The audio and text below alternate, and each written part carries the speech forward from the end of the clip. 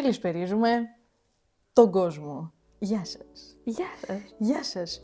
Έχουμε το πρώτο μας καλεσμένο σήμερα, που είναι η Μαρίνα. Μαρίνα, θες να πεις λίγα λόγια στον κόσμο? Για μένα. Για σένα. Ποια είσαι, τι κάνεις, γιατί είσαι εδώ, γιατί είσαι εκεί, γιατί είσαι αλλού. Όχι, πες μας. Τι είπα. Μπράβο, σου. Για πες.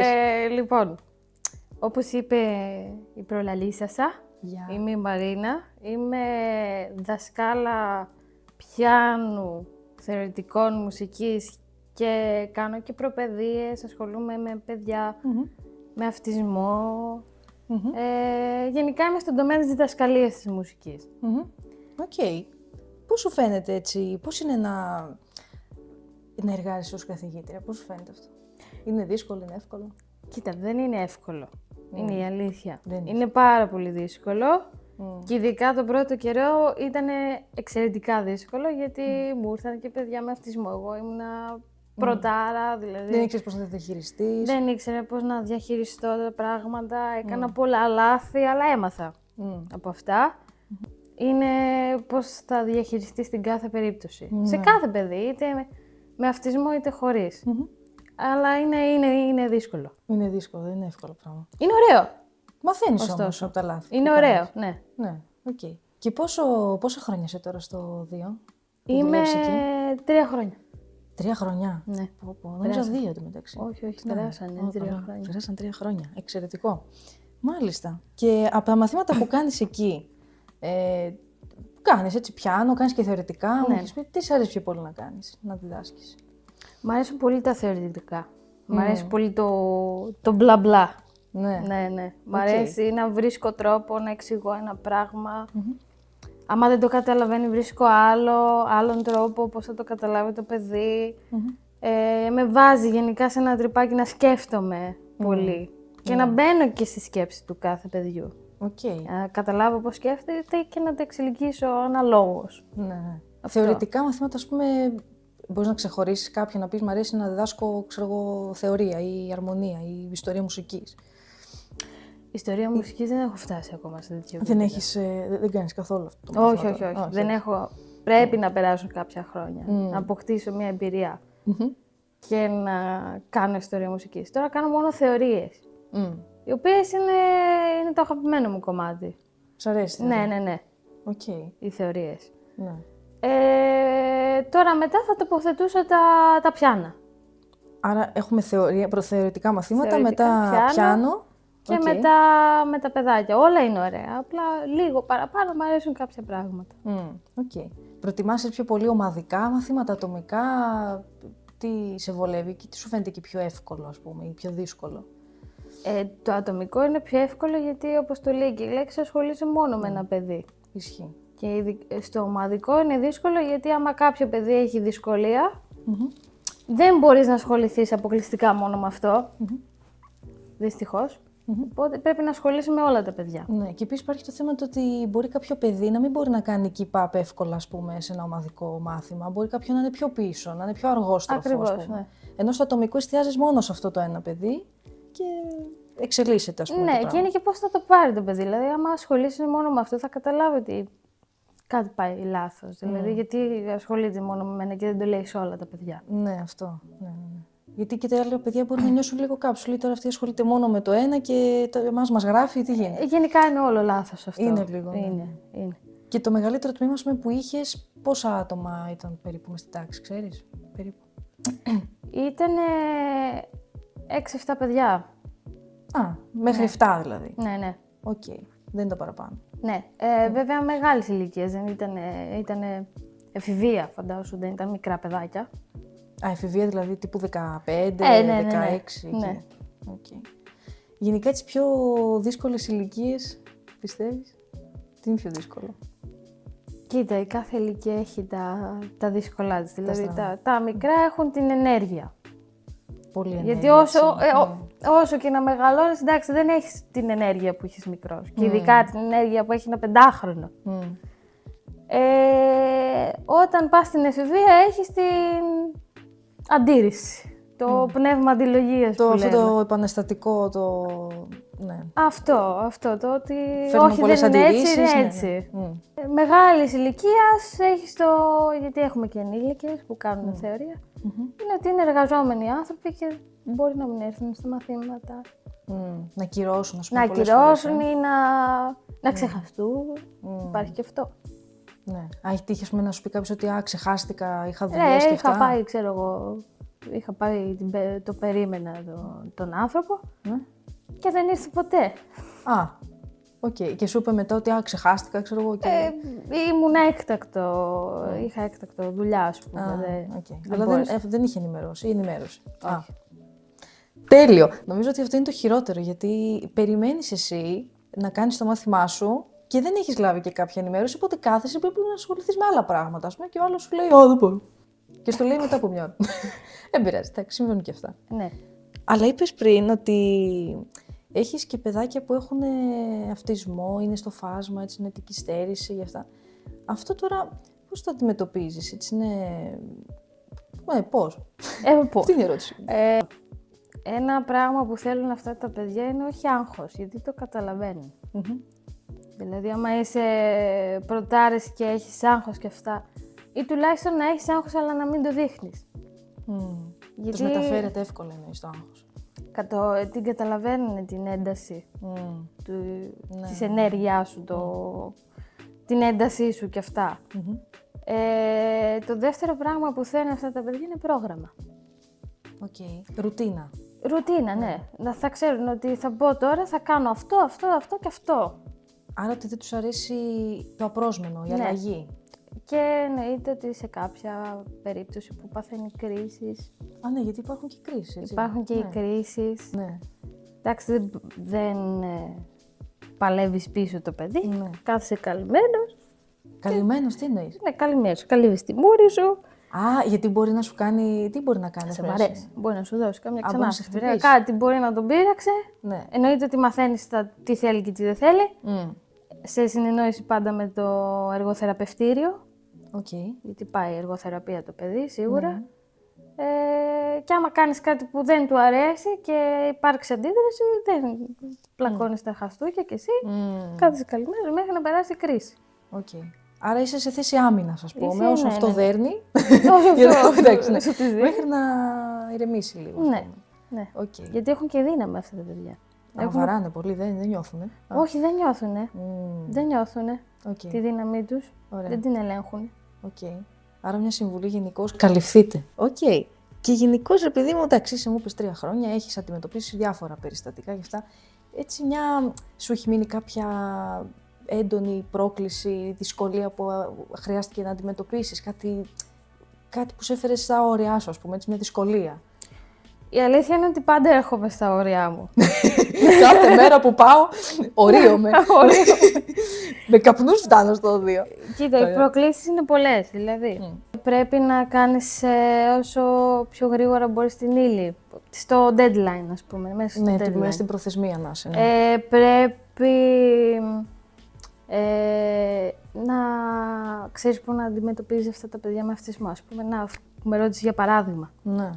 Πέρσι είχα ένα παιδί το οποίο είχε βαρύ αυτισμό. Δηλαδή, φαντάζομαι ότι το παιδί ήταν 10 χρονών και δεν μιλούσε. Έλεγε μόνο συλλαβές. Δεν μπορούσε να πει μια πρόταση, ας πούμε, ολοκληρωμένη? Όχι. Ούτε λέξη, καλέ, μόνο συλλαβές έλεγε. Υπήρχαν συγκεκριμένα πράγματα που τα έλεγε με συλλαβές και ήξερα εγώ ποια ήταν.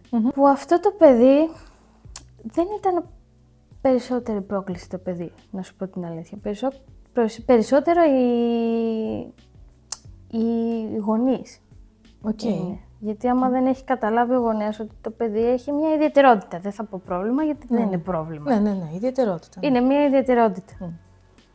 Και προσπαθεί να το κάνει να συμπεριφέρεται όπως συμπεριφέρομαι εγώ, εσύ, που δεν έχουμε αυτή την ιδιαιτερότητα. Το παιδί δυσκολεύεται. Θέλει μια άλλη μεταχείριση. Όταν έρχεται όμως και μου ζητάει η μάνα να του μάθω μπουζούκι ή ιουκαλίλι. Λες δύσκολα τα πράγματα. Δύσκολα τα πράγματα. Λίγο δύσκολα μου ζητάτε. Τι εννοείς να του μάθω μπουζούκι ή ιουκαλίλι. Ή πιάνο. Πιάνο εντάξει θα του μάθω, αλλά θέλει πολύ χρόνο για να μάθει. Εδώ θέλουμε χρόνο γενικώς. Άρα αυτά τα παιδιά θέλουν λίγο παραπάνω χρόνο γενικά, δεν είναι έτσι γρήγορα, δεν θέλουν γρήγορες κινήσεις. Όχι, θέλουν χρόνο, θέλουν πρόγραμμα, θέλουν ιδιαίτερη μεταχείριση γενικώς. Θέλουν μία άλλη μεταχείριση. Ναι. Έτσι κάτι αστείο που έχεις να θυμάσαι? Λοιπόν, το ένα που μου ήρθε και είναι σύντομο, είναι ότι είχα στην ίδια εντάξει την αδερφή μου. Τέλειο. Τέλειο. Εξαιρετικό. Το άλλο που είναι και πιο λεπτό, πιο πολύ λεπτομέρεια, είχε έρθει ο πρώτος μου μαθητής, ο οποίος ήταν παιδάκι 4-6 χρονών. Δεν θυμάμαι τώρα. Οκ, μικρούλι, ναι. Εκεί κάπου. Δημοτικό. Και τέλος πάντων γυρίζω στον πίνακα να του ζωγραφίσω κάτι και ακούω ένα γντουπ. Και λέω, κάτι έπεσε. Πριν γυρίζω, λέω έπεσε, μην κλάψεις, τι θα κάνω άμα κλάψει. Ναι. Και γυρίζω και τον βλέπω, ακούστε τον κάφρο. Λοιπόν, τον βλέπω ανάσκελα κάτω, παιδιά είχε πεθάνει το παιδί στο γέλιο. Του λέω, ρε Ιάσονα, τι κάνεις εκεί κάτω, τι έγινε, όλα καλά μου λέει. Κυρία μου λέει, πήγα να κάτσω λέει στο σκαμπό και αστόχησα και Έλα, ωραία. Α, είναι το παιδάκι με το τζιντζέρ. Ναι, το θυμάμαι και εγώ. Υπέροχο παιδί. Έλα, ωραία. Ναι, φίλε. Όντως. Ναι. Και δεν υπολόγισε καλά και. Όχι, δεν υπολόγισε καλά και γλίστησε. Εξαιρετικό. Θα περάσουμε σε μια άλλη κατηγορία τώρα. Μάλιστα. Καταρχάς, είμαστε και δύο φοιτήτριες, εγώ εντάξει, τελείωσα, στο μουσικό στα ΕΚΠΑ. Okay. Θέλω να σε ρωτήσω γι' αυτό. Πώς σου φαίνεται η φοιτητική ζωή? Πώς άρχισε, πώς είναι τώρα? Γιατί αλλάζουν τα πράγματα όταν είσαι πρώτο έτος και μετά όταν πας σε τέταρτο, πέμπτο, έκτο και βάλε, ας πούμε, έτσι. Πώς σου φαίνεται? Λοιπόν, θα σου πω. Μου έχουν σπάσει τα νεύρα, θα τα πετάξω όλα. Ήμουν πολύ ενθουσιασμένη όταν μπήκαμε. Αλλά μόλις μπήκαμε, το θυμάσαι κι εσύ, γνωριστήκαμε κι αυτά. Φουλ. Κάθε μέρα γνώριζα 5 άτομα. 10. Όχι, πολλά. Μέσα σε ένα εξάμηνο όλο αυτό τελείωσε. Δηλαδή κλείσαμε μετά. Δηλαδή το ότι ζήσαμε ένα εξάμηνο και μετά τελείωσε. Για 1,5 χρόνο, 2. Νιώθω λίγο ότι τα πιο βασικά χρόνια της φοιτητικής ζωής φύγανε έτσι. Ότι φύγαν γρήγορα. Φύγανε πολύ γρήγορα και φύγανε και μέσα σε ένα σπίτι, ας πούμε. Που ήμασταν και στο σπίτι με τους υπολογιστές και άντε να κάνεις μάθημα και από το PC τώρα, έτσι. Εγώ έκανα μια ώρα, που ήταν 3 ώρα τα μαθήματα, και ήθελα να κοιμηθώ. Δεν μπορούσα παραπάνω από μια ώρα. Ήμουν 9 ώρες σε έναν υπολογιστή και ξέρεις, μετά είχα και μαθήματα με το 2. Φαντάσου. Γενικά, σου έτσι από τα φοιτητικά έτη, ποιος άρεσε δηλαδή πιο πολύ, ποιο απόλαυσες περισσότερο? Το πρώτο εξάμηνο. Το πρώτο εξάμηνο, ναι, που γνωριστήκαμε. Είδαμε και τη σχολή, είδαμε τους καθηγητές, μπήκαμε λίγο στο περιβάλλον. Ναι, ισχύει. Όσο το προλάβαμε, το προλάβαμε. Ναι. Ήταν πολύ ενδιαφέρον το πρώτο έτος, γιατί ήταν τα πρώτα, ήταν τα firsts. Πρώτες γνωριμίες, πρώτοι καθηγητές, πρώτα μαθήματα, λες πω, η σχολή, ξέρεις, πολύ ωραίο vibe, ας πούμε. Ναι. Και νιώσεις ότι έχεις γίνει ενήλικας, ας πούμε, πλέον. Αυτό, ότι έχεις μια λίγο ελευθερία. Ναι, να κάνεις ό,τι θες, έτσι, ανεξαρτησία, αυτονομία, πολύ ωραίο. Αυτό. Και είσαι στην κατεύθυνση την πρώτη, έτσι, η πρώτη κατεύθυνση για όσους δεν γνωρίζουν είναι η συστηματική μουσικολογία. Okay. Γιατί ρε μπρο? Γιατί το κάνεις αυτό στον εαυτό σου? Γιατί πήγες στην πρώτη κατεύθυνση? Ακούγεται μαζοχιστικό λίγο, γιατί λίγο. Εντάξει, όχι, δεν το λέω με την αρνητική του τέτοια, έτσι, πες. Κοίτα, είναι όλα αυτά που μου αρέσουν, τα θεωρητικά που μου αρέσουν. Ιστορία, μουσική, μορφολογία, τα πιο θεωρητικά ανάλυση. που είπες και πριν. Ναι. Και γενικά εμένα μου αρέσει πιο πολύ η δυτική μουσική, κλασική, Μπετόβεν, αυτά. Είναι και πιο δύσκολο και έχει και μια πρόκληση παραπάνω. Άρα σου ταιριάζει και περισσότερο? Ναι, μου ταιριάζει, ήμουν μέσα σε αυτό. Ήδη από το 2 έκανα ιστορία μουσικής και αυτά, οπότε ήταν και πιο οικείο. Ναι. Σ' άρεσε πιο πολύ σαν περιβάλλον, ας πούμε. Ναι. Τώρα, αν είχες έτσι την ευκαιρία να σπουδάσεις κάτι διαφορετικό από τη μουσική, το έχεις σκεφτεί, τι θα ήθελες να σπουδάσεις? Θα μου άρεσε ή να ασχοληθώ με τη φαρμακευτική ή με τη ζωγραφική, με το σχέδιο. Δηλαδή, σχέδιο σε gaming, ξέρεις. Σε Digital art και έτσι. Okay. Δηλαδή αυτό που ζωγραφίζουν στα tablet, έτσι. Ναι, full. Αυτό, ναι. Full, μου αρέσει πάρα πολύ. Okay. Αυτό το ακούω κιόλας γιατί είναι και καλλιτεχνικό από τη μουσική πώς το λένε, στη ζωγραφική και αυτά. Φαρμακευτική. Κοίτα, είναι ο πατέρας μου μέσα στα φάρμακα. Όχι μόνο. Αλλά το βλέπω και σαν ευκαιρία να βοηθήσεις κόσμο. Εντάξει, δεν είναι ιατρική, που την ιατρική εγώ δεν θα μπορούσα να γίνω γιατρός. Δεν θα μπορούσα να το κάνω αυτό το πράγμα. Δεν θα μπορούσες γιατί, από ψυχολογική άποψη. Και φαντάσου τώρα να σου πεθάνει ένας ασθενής και να πάει να πει στην οικογένειά του, ξέρεις τι. Dead. Είχαμε. Όχι, δεν μπορώ να το κάνω αυτό, συγγνώμη. Το καταλαβαίνω. Από πολλές απόψεις δεν μπορώ να το κάνω αυτό, είναι πάρα πολύ δύσκολο. Δεν ξέρω πώς το κάνουν κάποιοι άνθρωποι. Φέρει λίγο, πώς το λένε, είναι για γερά στομάχια η ιατρική, θεωρώ. Είναι πολύ γερά στομάχια. Πολύ γερά στομάχια ιατρική. Οπότε είναι μια ευκαιρία να βοηθήσεις κόσμο, χωρίς να περάσεις να από μπεις σε αυτό. το ψυχολογικό mental breakdown κάθε φορά. Βέβαια, δεν πρέπει να είσαι λιγότερο προσεκτικός, το ίδιο προσεκτικός πρέπει να είσαι. Επίσης, δεν θυμάμαι αν το αναφέραμε αυτό. Παίζει πιάνο εδώ η κοπελίτσα μας και πολύ ωραίο κιόλας. Ευχαριστώ. Παίζεις πολύ όμορφα. Σε έχω ακούσει πολλές φορές, παίζεις πολύ ωραία. Έχεις σκεφτεί. Επίσης, να πούμε εδώ ότι πιο παλιά παίζεις και βιολί. Έτσι. Ναι. Πόσα χρόνια έπαιζες βιολί? Όσα χρόνια ήταν το σχολείο, δηλαδή 5-6 χρόνια. Στο έκτο, εντάξει, το έκτο δεν μετράει γιατί ήμουν τρίτη λυκείου και μας άφηναν οι καθηγητές, δεν κάναμε μάθημα. Μουσικό πάλι. Μουσικό, ναι. Πώς το λένε, πέρα από το βιολί, ας πούμε, και το πιάνο, θα ήθελες, ας πούμε, να παίξεις κάτι άλλο, κάποιο άλλο όργανο, να μάθεις? Θα ήθελα ή αποπνευστώ, μ' αρέσουν έτσι τα όμποε, τα φλάουτα και αυτά. Ναι. Ή από έγχορδο πάλι, λίγο πιο γνώριμο σε μένα. Βιόλα. Σ' αρέσει βιόλα? Πολύ όμορφο όργανο. Και δεν παίζουν και πολύ βιόλα από ό,τι Αυτό. Ναι. Είναι λίγοι αυτοί που παίζουν. Ναι, είναι πάρα πολύ ωραίο όργανο. Ισχύει. Έχει και ωραίο βαθύ ήχο, έτσι είναι έτσι, ωραίο όργανο, θεωρώ, η βιόλα, ναι. Τι μουσική σ' αρέσει να ακούς, Μαρίνα? Δεν έχω και... Έτσι τα πετάω, ρε. Ακούω πολλά είδη. Ακούω metal, ακούω ορχιστρική metal, ακούω celtic metal. Μ' αρέσουν οι μουσικές από τα παιχνίδια. Γενικά, άμα μου βάζεις κάποια μουσική στο τσακίρι κέφι και σκυλάδικο ακούω, δεν έχω κανένα πρόβλημα. Ανάλογα τη συνθήκη, δηλαδή. Ανάλογα που είσαι, τον κόσμο, ναι. Καλά, κλασική σίγουρα κλασική, και λόγω της ναι, δουλειάς. είναι δεδομένο αυτό. Ναι. Δεν το ανέφερα καν για αυτό το Καλά, λόγο. ναι, εντάξει. Άρα γενικά ποικιλία. Ποικιλία. Μεγάλη ποικιλία. Μάλιστα, οκ. Σε ποιες συναυλίες έχεις πάει, θα θέλεις να δεις και κάτι καινούριο? Τι σ' αρέσει να βλέπεις σε συναυλίες? Μ' αρέσει το τζέρτζελο στις συναυλίες. Ας πούμε, τώρα το καλοκαίρι πήγα στην Γκοτζίρα και γούσταρα τη ζωάρα μου. Ήταν ό,τι καλύτερο. Γενικά έχω πάει σε πολλές όπερες, έχω πάει σε μικρή ηλικία, τύπου και δημοτικό, έκτη δημοτικού πήγαινα. Ναι.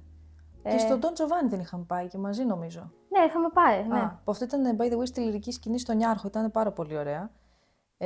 Fun fact, εγώ καθόμουν πάνω. Και επειδή έχω υψοφοβία μου λίγο, γιατί κοιτούσα από πάνω, έτσι ήταν λίγο. Αλλά ήταν πάρα πολύ ωραία η όπερα. Ναι, είναι ωραία εμπειρία. Εντάξει, και μια συναυλία που έχω χάσει και το έχω μετανιώσει πάρα πολύ. Ξέρω τι θα ακούσω. Ήταν η Rammstein. Αχ. Ναι. Η αλήθεια είναι ότι ήθελα να έρθεις, ρε γάμο. Εντάξει, δεν πειράζει. Ήταν πολύ ωραία συναυλία, ήταν δυνατή στιγμή. Ναι. Αλλά έχουμε πάει Λέπρους. Ναι. Έχουμε πάει News. Έχουμε πάει Riverside και Καλάντρα. Μου ήρθαν τώρα. Δεν έχεις έρθει? Καλάντρα έχω. Ναι. Λέπρους. Λέπρους, ναι. Και Λέπρους. Πού άλλο έχουμε πάει? Riverside δεν έχω. Γιατί είμαστε λίγο φίλες εδώ. Οπότε έχουμε μοιραστεί πολλές συναυλίες. Και σε ποιες θα ήθελες να πας μελλοντικά? Θα ήθελα να πάω πολύ μετάλλικα, Αλλά έχουν γίνει sold out τα εισιτήρια, Ναι, όλα. Κλαίω. Ουρλιάζω μέσα μου. Ας πούμε, τι, Coldplay, Imagine. Imagine Dragons. Γενικώς είπαμε έτσι για μουσική, για συναυλίες, φοιτητική ζωή, είπαμε διάφορα πράγματα, έτσι. Από χόμπι, τι παίζει? Video gaming. Πιάστηκα, θα αλλάξω χόμπι. Εντάξει. Και ζωγραφική επίσης. Φτάσαμε στο τέλος του podcast και για το τέλος θα ήθελα να μας πεις, φίλτα τι Μαρίνα. Λίγο φασμοφόβια. Λίγο φασμοφόβια. Τι παιχνίδια παίζεις γενικά, πέρα από φασμοφόβια που παίζουμε και λίγο μαζί? Λίγο. Ναι, και μπρολχάλα. Okay. Αξία. Ναι. Παίζω τώρα ένα παιχνίδι, το Clair Obscure, το... Πώς το ψάχνεις? Clair Obscure. Clair Obscure. Obscure. Yes. Expedition 33 για τους κοινούς θνητούτ. Ναι. Παίζω, τι άλλο παίζω? Τι άλλο παίζει το παιδί εδώ? Παίζω Rainbow Six Siege. Το είναι Rainbow, shooter. ναι. Εντάξει, δεν... Γνωστό, το Rainbow, ναι, είναι γνωστό καμία παιχνίδι. σχέση με το Clair Obscure. Yes. Αυτό που είχαμε παίξει μαζί όταν είχα έρθει στο σπίτι σου... Ήταν ένα που ήταν έτσι cute. Sackboy. Πώς? Sackboy. Sackboy. Ναι, Ακούμε τη σιωπή εδώ. Sackboy. Οκ. Ναι. Ωραία. Insurgency. Πολλά. Ναι, διάφορα, εντάξει. Και story games και shooter και πιου. Παίξαμε και ένα παιχνίδι τώρα, είχαμε τελειώσει το It Takes Two. Το It Takes Two είναι πολύ ωραίο για ζευγαράκια κυρίως, για 2 παίκτες. Και είναι Split Fiction. Αυτό είναι που βγαίνει τώρα, βγήκε. Βγήκε και είναι απίστευτο. Ναι ρε φίλε. Είναι απίστευτο. Είναι sci-fi τύπου. Είναι μίξη, δεν θα σου κάνω spoil. Μην μου κάνεις spoil γιατί θέλω και εγώ να το Ακριβώς. δοκιμάσω σε κάποια φάση να παίξω. Μάλιστα. Ως καθηγήτρια μουσικής, τι συμβουλή θα έδινες έτσι σε κάποιον που θέλει να ξεκινήσει να ασχολείται με τη διδασκαλία? Έχεις να πεις κάτι στον κόσμο? Θα πω ότι θέλει πολύ υπομονή. Μην το κάνετε. Όχι. Κάντε το. Ναι. Θέλει πάρα πολύ υπομονή. Να μπαίνουμε πάντα στη σκέψη ότι το παιδί ποτέ δεν φταίει σε τίποτα. Έτσι, ότι ό,τι και να κάνει δεν είναι δικό του το λάθος. Ναι. Έτσι έχει μάθει. Άρα οι γονείς ευθύνονται περισσότερο. Οι γονείς ευθύνονται οπότε πρέπει εκεί να δώσουμε λίγο προσοχή. Και εδώ κολλάει η υπομονή, γιατί δεν μπορείς να πάω να πεις στο γονέα, ξέρεις τι, κάνεις κάτι λάθος. Ναι, όχι, δεν το λες αυτό, γιατί θα απολυθείς. Ναι. Οκ. Άρα υπομονή. Πάνω απ' όλα, έτσι. Πάνω απ' όλα υπομονή και γενικά με την υπομονή έρχεται και η σωστή διαχείριση. Και επιμονή. Έτσι. Θα προσθέσω. Έτσι, ναι. Δεν παρατάμε ένα παιδί ποτέ για οποιοδήποτε λόγο. Οκ. Πάρα πολύ ωραία. Εμένα μου άρεσε, εγώ πέρασα πολύ ωραία. Ναι, και εγώ πέρασα σε αυτό το πρώτο podcast. Ευχαριστώ πάρα πολύ, Μαρίνα. Εγώ σας ευχαριστώ. Μεγάλη μου τιμή που με εννοείται. Ξεκινήσαμε πολύ δυναμικά σήμερα. Χαίρομαι. Ωραία. Πες στον κόσμο να κάνει subscribe, Μαρίνα. Κάντε subscribe. Σοβάρεψα. Like και subscribe, να τους στηρίξουμε. Yes, στηρίχτε. Τώρα. Τώρα. Ναι. Αυτά. Γεια σας. Θέλω να δω αν θα κλείσει από εδώ.